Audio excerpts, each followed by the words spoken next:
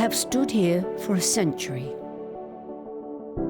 witnessing the ebb and flow of time, and in my silent moments, I reflect upon the countless lives that have passed through my doors. Generations, both old and young, have infused my space with vitality. This is their story.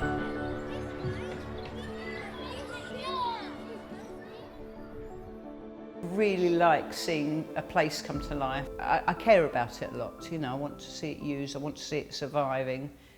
If, I don't know, if somebody kind of burnt it down in a fire or something like that, I wouldn't know what to do with myself, because I spend a couple of days a week probably volunteering, looking after the bookings, making sure. It's just like having a baby, really. I didn't know at the time when I first joined, but I've gradually come to realise how dedicated CADOS as a society has been to this as a space. I didn't realise the backstory of it, the fact that, you know, it was not under CADOS's, if you like, custodianship, and they fought to get it. They fought to keep it. They fought to renovate it and turn it into not just their own home, but a space for lots of users in the community.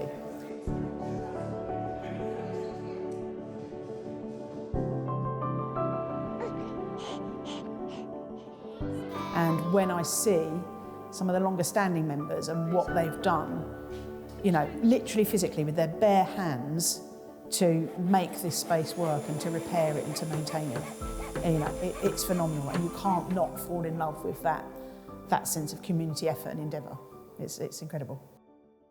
There was a big wall here, like that, so the wall was knocked down, the stairway was put in, and this is used for Pilates, for yoga, singing practice, whatever, really.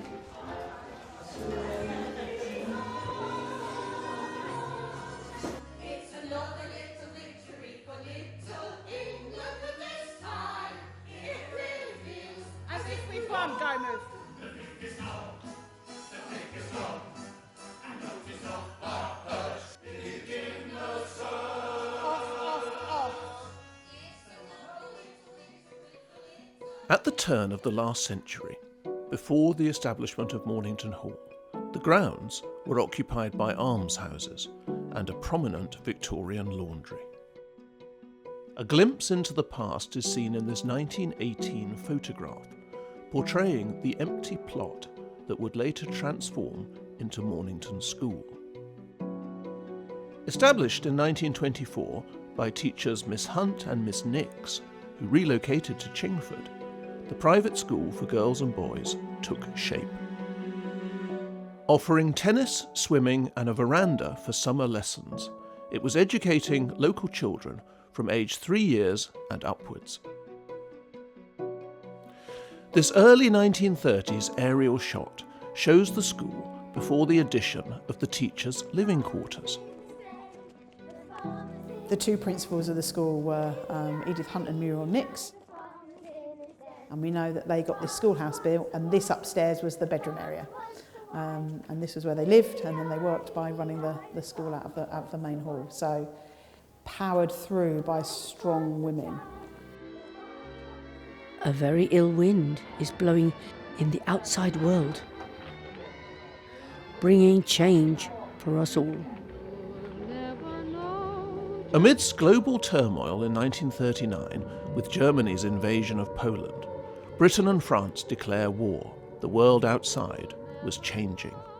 A shift unfolds that will change the lives of Edith and Muriel forever. The headmaster of King's Road School, Mr. Swindle, documents Chingford's wartime experiences in his logbook throughout the whole of World War II.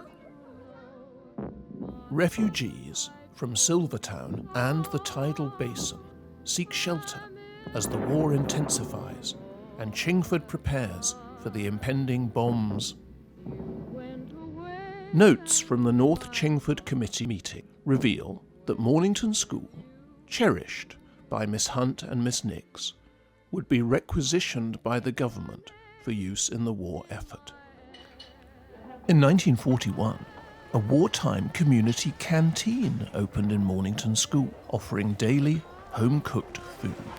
People could purchase meals at these canteens using regular currency rather than ration coupons. The aim was to offer nutritious and reasonably priced meals to supplement individuals' rationed food. Sir Winston Churchill's rebranding initiative renamed the canteens British restaurants to allay his concerns about the perceived association with communism in the original name. February 1944 brings sombre news as Mr. Swindle records the loss of Mr. Williamson, his fine young assistant, who succumbed to his wounds while fighting in Italy.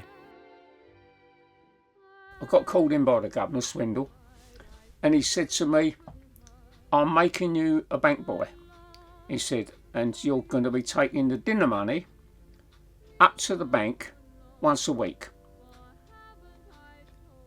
And your friend can go with you." So we used to go to Barclays Bank every week, pay, it was only a little bag of money, wasn't it? But the funny thing was, he'd never do it now, he gave me a little black rubber gun. He said, "This is in case you get someone tries to take the money," and laughing. And that's the truth. The devastation to lives and property caused by high explosives, flying Vs, and long-range rockets are detailed in his faltering handwriting. 2 planes coming over. I think it was 2, could have been 2, 3, and went across the playground. The bullets, and we saw the what's name's kicking up, and they threw us behind some sandbags. Mornington Hall narrowly avoids disaster when a flying V just misses it. But tragedy strikes on the morning of January 15th, 1945, with a long-range rocket landing at the top of King's Head Hill, claiming 2 lives, including young Tony Wood on his way to King's Road School. Local volunteers establish an emergency feeding centre to aid victims, and residents endure ongoing rocket attacks through February and March. Good news eventually arrives from Europe that the end of the war is in sight, and victory in Europe is declared on May the 8th, 1945, marking the end of World War II in Europe.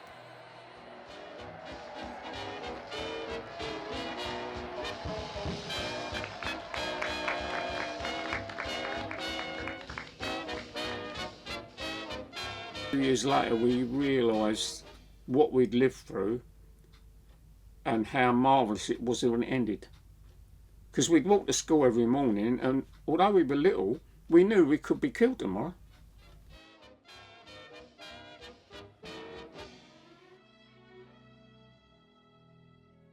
In 1949, the hall was purchased from Miss Hunt and Miss Nix by the then Chingford Urban District Council, and for the next 54 years it would remain managed by the council. Edith Hunt died alone on the 17th of November 1954. Muriel Nix, however, transitioned to writing children's short stories during the 1950s and 1960s. She contributed to the Swift Annuals and authored a book entitled Mrs. Winkle and Other Stories. Muriel Grace Nix passed away on the 24th of November 1979, much loved by her family and great-nieces, who said Grace was a very apt middle name for such a kind and amiable woman.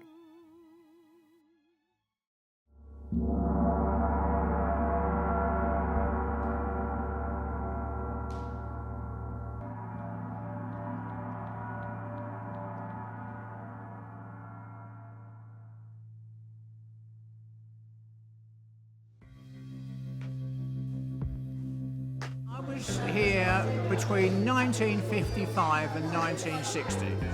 I would say this building was a real comfort for me because I'm just a post-war child, if you like, and not really understanding, obviously, at that age what was going on, but we had nothing effectively, and I never had these sort of meals that I used to get here at home. Well, I remember marching up there, yeah, or walking up there. I remember that. I seem to remember it was always in threes, so you had to hold hands. I do remember going in there. I remember the smell of the greens.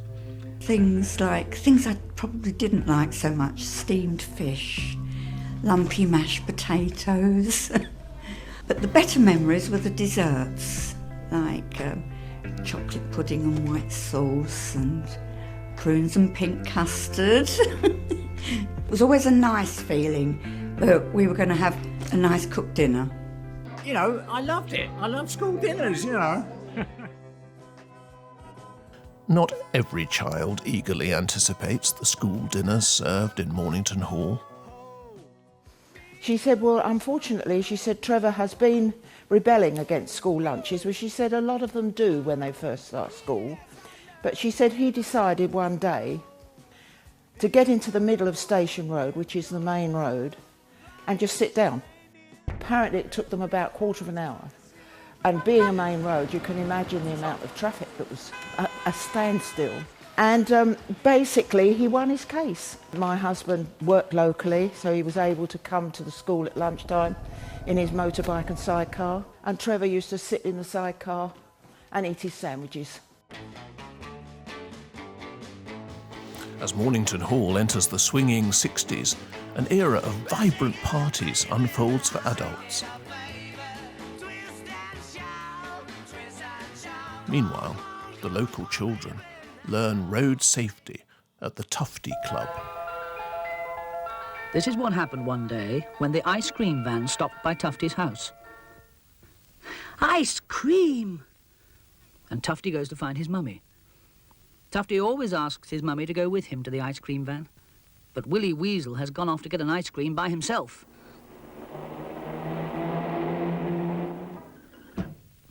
Oh dear!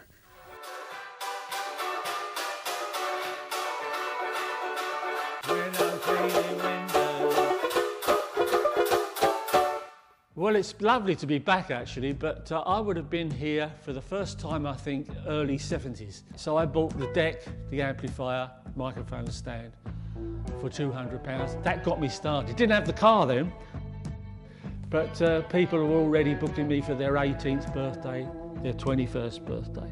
So I would have come here in those early days and learning to play middle-of-the-road music. And I still do the monkey routine, Jungle Book. The kids like it. It was probably originally for a children's party, but so the monkey's doing this, and he's doing and I'm drinking the water, that sort of thing, you know. And he'd oopie-doo, I want to be like you, and backwards and forwards with the puppet, you know.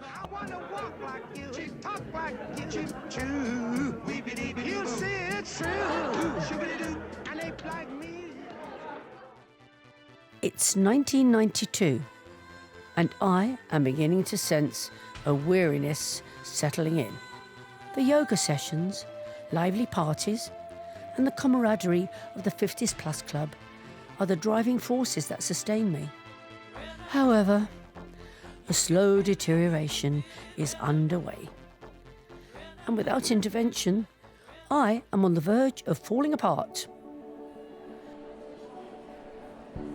In 2004, after a formidable struggle involving both the council and a rival theatre company, CADOS finally obtained permission to manage the hall.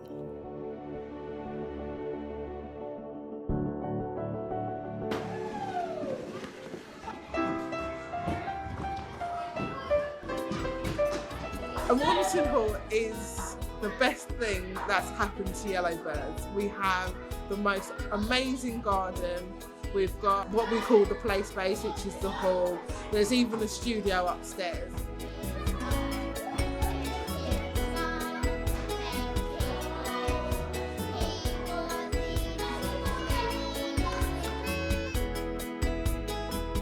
I mean, what more can you ask for to look after children?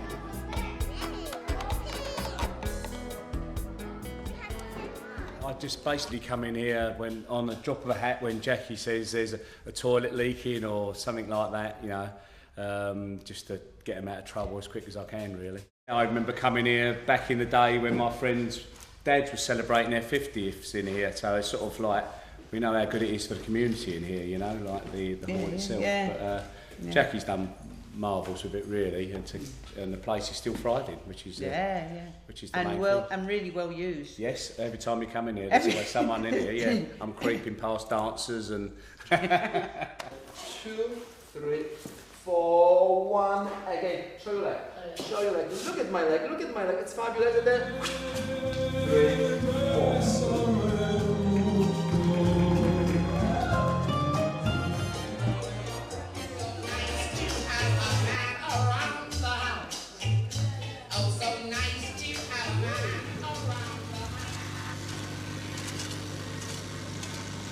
I have done a lot of my community functions here, and also my grandchildren's first ceremony, which is a naming ceremony, I have done in this hall.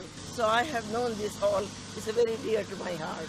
I'd like to put a small plant for my husband's memory there. Yeah, of course. That will be lovely. Thank you very much for letting me do that. Thanks very much.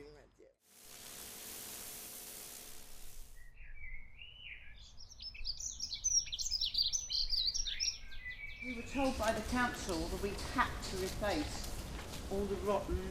This was rotten wood all over here, and this summer our cleaner and her bloke have taken all the slats off, put new wood on inside. This was a child who threw a brick through the window, so we recently had to do that. But I'm looking for. See, this is the stuff that reinforces the window and it makes it look nice and old and matched. I can't find it. So we're really lucky to have her, and she is passionate about this building. You know, she is a self-styled volunteer hall manager, getting the bookings in so that we can pay the lease on it, getting in tradespeople to fix the leaks in the toilet, to mow the lawn, to pull up the brambles. And to do that ongoing maintenance. You know, we had all this new signage put up, we've just repaired the path outside, we're having new doors put in to make it a bit more accessible to buggies and wheelchair users. You know, trimming the trees in line with the conservation area specification. You know, and it is really, really dedicated. Yeah, the local area and the users of this building, I think, should not underestimate the power of what she does in this being the space it is. So, well, I hope the judge shares your opinion. I'm sure they will. The one I'm going to bring in mostly eats wasps, and in the summer they're half filled with wasps. That's my husband over there. We like all plants, and that is actually a downfall because you never grow anything to perfection. Lots of judges, and it really, really, really annoys me, when there's only one entry, they suddenly think, oh, is this worth the first place, or is this worth the second place? Sometimes they give it a third or a second, and my view is you can't be second in a one-horse race. Peter grows his daffodils to a reasonable standard, but they're not top-notch. Bought the bulb and then I put it in the ground, and that was like when I was quite young, probably 11 years old, and it's come back every year. It's kept coming back, and then this year I actually put more bulbs around it and they've actually come up as well.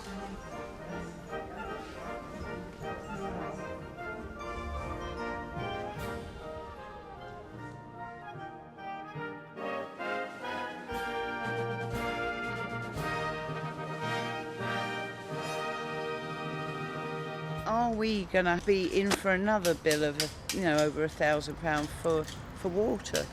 And it's all the maintenance things that suddenly spring themselves on you that is the problem. That's what we don't have the money to cover. I don't know whether it's going to be our task to, dig down and mend the pipe, or whether Thames Water will cover it. We'll just have to see, but that's a really disappointing thing. 1's half figure 8 up,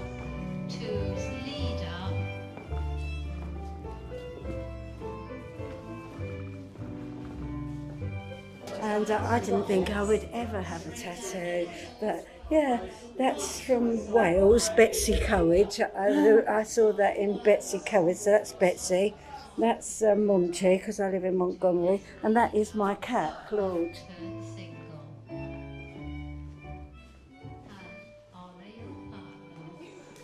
I've done it on and off since I was 3, but more off than on. My mother taught it, so I remember. Yes, the tea is ready. Best builder's tea is ready. You're okay with strong tea, yes? I'll calm anything down for a chocolate biscuit. But you know, we meet once a week and there's a good community feel about it, and the hall really provides us with everything that we could want. It says, don't wait for the storm to pass, learn to dance in the rain. Circle with the trees. Wow, hokey dokey. Wow, do the hokey dokey. Wow, do the hokey dokey. Knees bent, arms stretched, rah, rah, rah. You put your left arm in.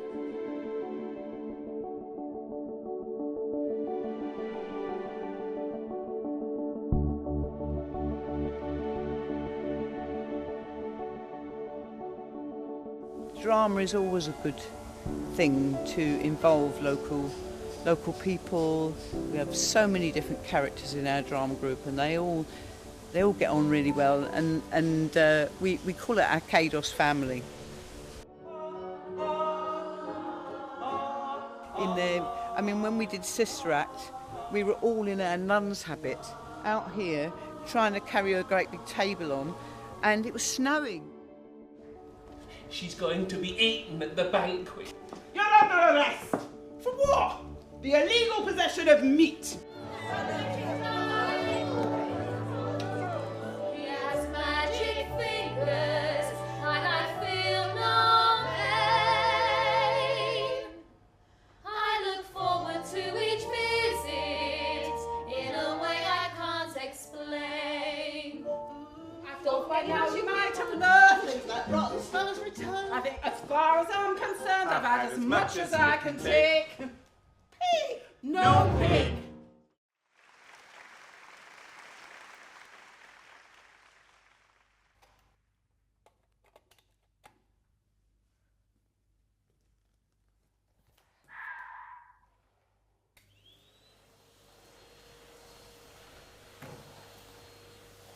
Here a bit longer sometimes, because obviously depends what you walk in and find. You know, you could find chewing gum on the floor from the kids, or you know, all sorts of things. So it just depends what you find really on the day. It's always a surprise. And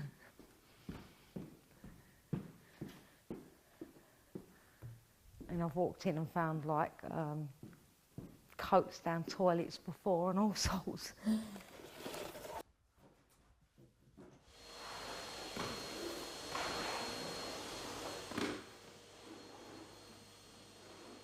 Totally different. Doesn't feel anything spooky when there's a group of people here. It's just when you're on your own. Just felt really like there was something female in the toilets.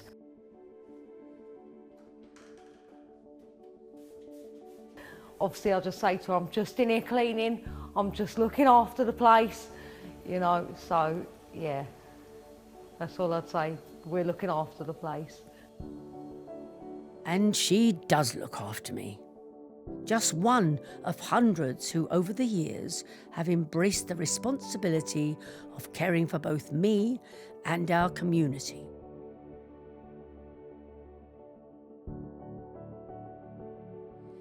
Here's to the next 100 years, marked by an unwavering dedication and determined spirit of care and connection that has resolutely defined this space for so long.